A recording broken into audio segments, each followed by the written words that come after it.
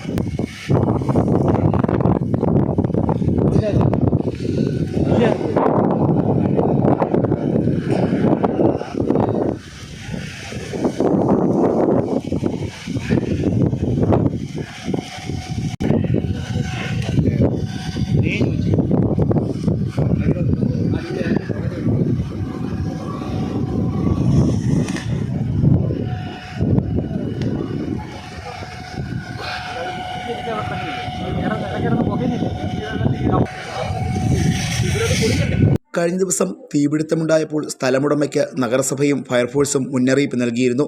തീപിടിക്കാൻ സാധ്യതയുള്ള സാഹചര്യങ്ങൾ ഒഴിവാക്കണമെന്നും ഫയർ ലൈൻ തെളിക്കണമെന്നും അറിയിപ്പും നൽകിയിരുന്നു.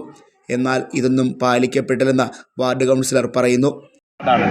ഇതിൻ്റെ ഉടമസ്ഥരാരും വിടുന്നില്ല. ഇവിടെ വസ്തുക്കൾ മാത്രമേ ഉള്ളൂ. വർഷങ്ങളോളം ഇതായിരിക്കുന്ന ഒരു 10-15 ഏക്കർ വസ്തുക്കൾ. ഇതിനൊക്കെ വസ്തുക്കൾ അതിൻ്റെ ഉടമസ്ഥരാരും. ഇതിപ്പോൾ ഈ കഴിഞ്ഞ മാസത്തിന് ഇത് 4-ാം തവണയാണ് ഇത് കത്തുന്നത്. ഈ 4 തവണ കത്തിയപ്പോൾ ഉടമസ്ഥരെ നമ്മൾ വിളിച്ചു പറഞ്ഞാണ് കാട് മാറ്റണമെന്നും കാട് തെളിക്കണമെന്നും കൃഷി ചെയ്യണമെന്നും നമ്മൾ 100 വട്ടം പറഞ്ഞിട്ട് പോലും ഇവർ അനങ്ങുന്നില്ല. ഇനിയിപ്പോൾ നിയമപരമായിട്ട് നാട്ടുകാരെ സംഘടിപ്പിച്ചുകൊണ്ട് തന്നെയൊക്കെ വീട്ടിലോട്ട് പോയി ഇതിൻ്റെയൊക്കെ അടുത്ത പണി നടത്തിക്കാനുള്ള പരിപാടി ഞങ്ങൾ നോക്കുന്നത്. ഇനിയും ഈ മണമൊന്ന് ശ്വസിച്ച് ധാരാളം പേർക്ക് ധാരാളം അസുഖങ്ങൾ ഉണ്ടാകുന്ന സമയമായിരുന്നു. ഇനി നടത്തിക്കത്തില്ല. എത്രയും പെട്ടെന്ന് കാട് തെളിക്കാനുള്ള പരിപാടി ചെയ്യാൻ വേണ്ടിയാണ് ഉദ്ദേശിക്കുന്നത്. ഇവിടെ ഇപ്പോൾ 60 വയസ്സിൽ 70 വയസ്സ് 85 വയസ്സുള്ള അമ്മമാർ 8 പേര് ഹോസ്പിറ്റലിലേക്ക് പോയിരിക്കുകയാണ്. ശ്വാസം മുട്ടൽ കാരണം. ഈ 1 ഏക്കറും 5 ഏക്കറോളം വനമാണ്. മുനിസിപ്പാലിറ്റി എന്ന് പറയുന്നത് വീടിന്റെ മുറ്റത്ത് എന്തെങ്കിലും ചപ്പയുണ്ടെങ്കിൽ അതിന് 100 രൂപ പെനാൽറ്റി അടിക്കറിയാം. ഇത് വൃത്തിയാക്കാനോ ഒന്നും മുനിസിപ്പാലിറ്റിക്ക് ഒരു താല്പര്യമില്ല. മുനിസിപ്പാലിറ്റി എന്ന് പറയുന്നത് ജനങ്ങളുടെ മുറ്റത്ത് നല്ല വൃത്തിയായി കിടക്കുന്ന വീട്ടിന്റെ മുറ്റത്ത് നിന്ന് എന്തെങ്കിലും കച്ചവടം എടുക്കുകയാണെങ്കിൽ അതിന് പ്രതിഷേധമുണ്ട്. ഇതൊന്നും പറയാനോ എടുക്കാനോ ഇവിടെ ആരുമില്ല.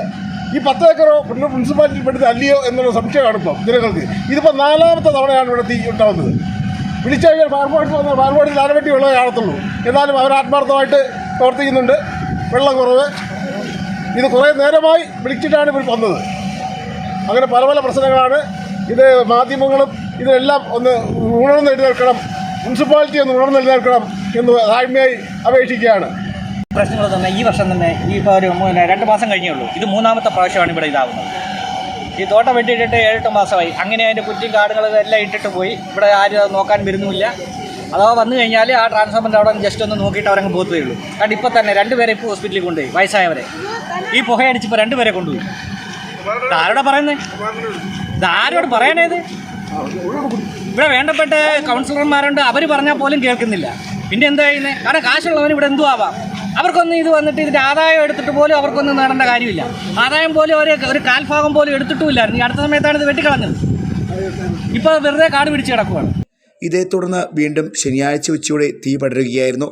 പുനലൂർ, കുന്നിക്കോട് എന്നിവിടങ്ങളിൽ നിന്നും അഗ്നിശമന സേനയെത്തിയാണ് പൂർണ്ണമായും തീ നിയന്ത്രണ വിധേയമാക്കിയത്.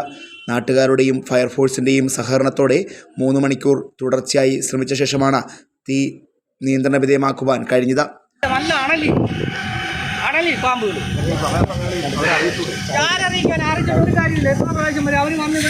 Fox TV news bureau, Punalur.